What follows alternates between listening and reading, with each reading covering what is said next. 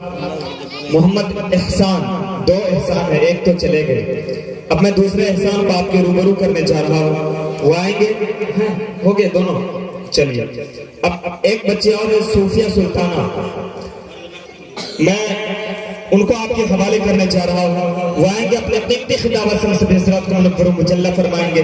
میں ان کا اس اشعار کے ساتھ استقبال کرنے جا رہا ہوں کہ در محمدی سے زمانے کو شفا ملتی ہے، کہ در محمدی سے زمانے کو شفا ملتی ہے، اور درد والا کوئی آئے تو دوا ملتی ہے۔ سبحان اللہ، کہ در محمدی سے زمانے کو شفا ملتی ہے، اور درد والا کوئی آئے تو دوا ملتی ہے۔ ارے اس کو سائے کی ضرورت نہیں ہے ان صحراؤں میں، ان کو سائے کی ضرورت نہیں ہے ان صحراؤں میں، جن کو دن رات بزرگوں کی دعا ملتی ہے، جن کو دن رات بزرگوں کی دعا ملتی ہے۔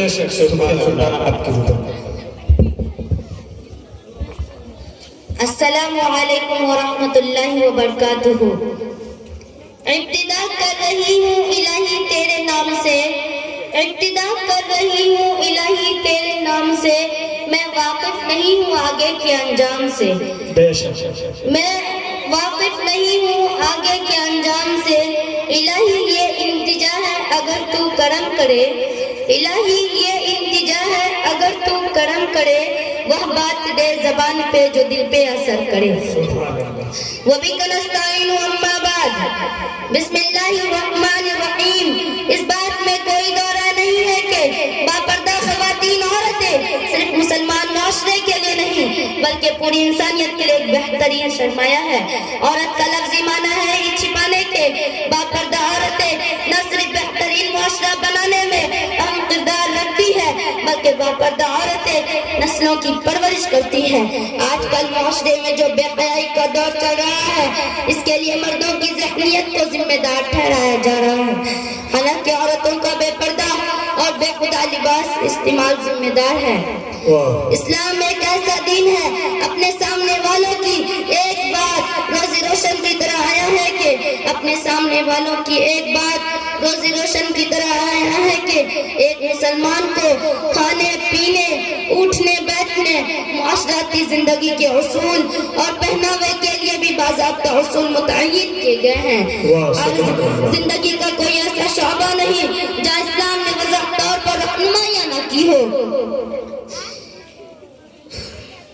ایک مسلمان کو ہر معاملے میں اپنی مرضی کو چھوڑ کر اللہ کا حکم لاگو کرنا چاہیے، اسی میں ہم سب کی کامیابی ہے۔ ہمارا جسم اللہ کا دیا ہوا ہے، اس پر اللہ ہی کا پہناوا بھی ہونا چاہیے۔ آج کل کی عورتیں پردہ کرنے سے کتراتی ہے، جو نہایت افسوس انتہائی کم عقلی کی بات ہے۔ اگر انسان کے جسم سے کپڑا اتار دیا جائے تو پھر اس میں اور جانوروں میں کیا فرق رہ جائے گا؟ غور کرنے کی بات ہے کہ انسان جب دنیا میں آتا ہے اسے جو پیش کیا جاتا ہے وہ ہے لباس، چاہے بچہ کسی بھی مذہب کو ماننے والے میں سے کیوں نہ ہو، کیونکہ ننگا جسم انسان کو شرمندگی پہنچاتا ہے۔ افسوس ہے کہ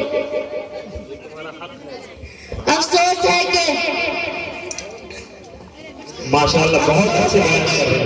افسوس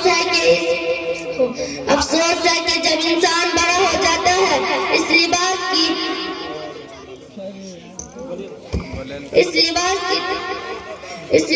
کی ترکیب اور مختلفات میں اتر جاتا ہے۔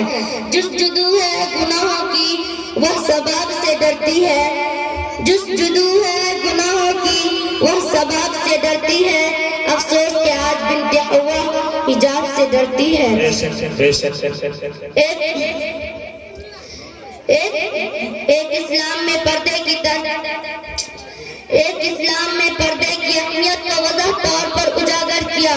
قرآن شریف میں اللہ تعالیٰ نے صاف لفظوں میں کہا، مسلمان مردوں سے کہہ دیجئے اپنی نگاہوں کو نیچے رکھے، مسلمان مردوں سے کہہ دیجئے اپنی نگاہوں کو نیچے رکھے۔ قرآن شریف میں اللہ تعالیٰ نے صاف لفظوں میں کہا پردہ صرف عورتوں کے لیے نہیں ہے بلکہ مردوں کو بھی اپنے خود میں رہنے کی طرف اشارہ کیا گیا ہے، اور لازمہ اقرار ہے کہ مرد خواتین کی عزت و احترام کا خیال رکھتے ہوئے اپنی کو نیچے رکھے.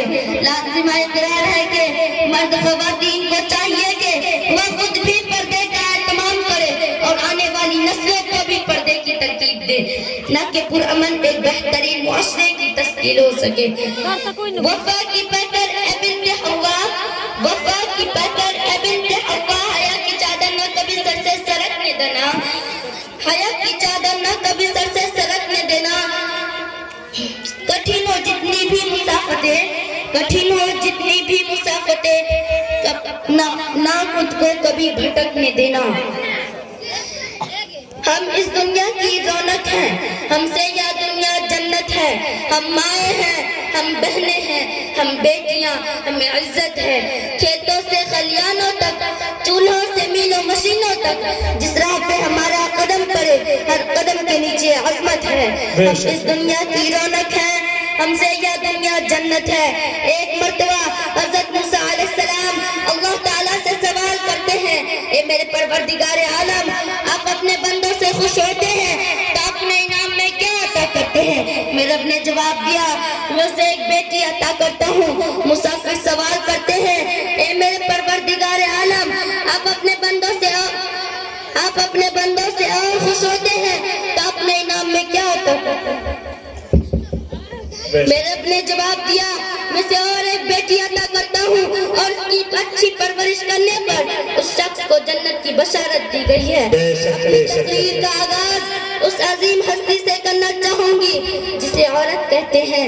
ایسے عالم انسانیت کی علم بردار عورت، واسع وجود انسانیت کی پہچان عورت، راس رہنا یہ کائنات کا نشان عورت، راس تمہارے معاشرے کی پہچان عورت. اے عورت، تجھے سلام ہو، بلا شبہ تو ہی اس معاشرے کی پہچان.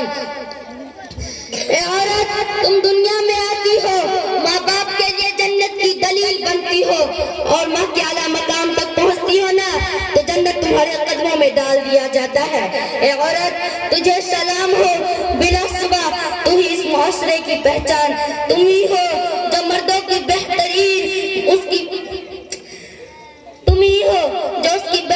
معاشرہ، اس کی مقام، اس کی پہچان دلاتی ہو اور وقت پڑنے پر اس کا دایاں بازو بن کر شانہ بسانہ چلتی ہو. اے عورت، تجھے سلام ہے، بلا شبہ تم ہی اس معاشرے کی پہچان. 14 صدیوں پہلے محسن انسانیت نے تمہیں سر اٹھا کر جینے کا حق دیا. تم ختیجہ تھی جو ربیدہ بنی، صفیہ جو میدان جنگ میں دشمنوں کو چیرتی گئی. اے عورت، تجھے سلام ہو، بلا شبہ تو ہی اس معاشرے کی پہچان. تم معلم بھی ہو، تم مسیحا بھی ہو، وقالت بھی کرتی، مذہب بھی ہو، اور سچ تو یہ ہے کہ تم ہر زمانے کی نگہ جان ہو. اے عورت، تجھے سلام ہے، بلا شبہ تو ہی اس معاشرے کی پہچان. تم ہی مادر و ملت، تم ہی مریم، تم ہی عرفات، تم ہی طاہرہ کاری، اور تم ہی ہو ننھی زینب جو مردہ معاشرے میں اپنا نیا رخ ہو گئی. اے عورت، تجھے سلام ہو، بلا شبہ تو ہی اس معاشرے کی پہچان. السلام علیکم ورحمۃ اللہ وبرکاتہ.